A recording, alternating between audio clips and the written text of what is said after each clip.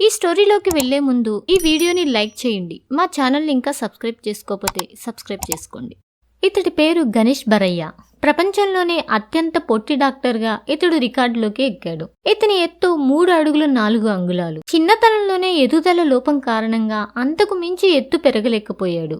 గణేష్ తన హైట్ కారణంగా అనేక అవమానాలు పడ్డాడు, అనేక సవాళ్లను ఎదుర్కొన్నాడు. కానీ డాక్టర్ అవ్వాలనే కోరిక వీటన్నిటిని ఎదుర్కొనేలా చేసింది. ప్రస్తుతం డాక్టర్ గా సేవలందిస్తూ ప్రశంసలు పొందుతున్నాడు. ఇక స్టోరీలోకి వెళ్తే 2018లో గణేష్ కి ఎంబీబీఎస్ సీట్ ఇవ్వడానికి గుజరాత్ ప్రభుత్వం నిరాకరించింది. బోర్డ్ ఎగ్జామ్స్ లో 87% మార్కులు, నీట్ లో 233 మార్కులు సాధించినా తన ఎత్తుని కారణంగా చూపెడుతూ ఎంబీబీఎస్ సీట్ ఇవ్వడానికి ప్రభుత్వం ఒప్పుకోలేదు. ఆ తరువాత గణేష్ తన స్కూల్ ప్రిన్సిపల్ సాయంతో కలెక్టర్ని కలిశాడు, విద్యామంత్రిని కూడా కలిశాడు.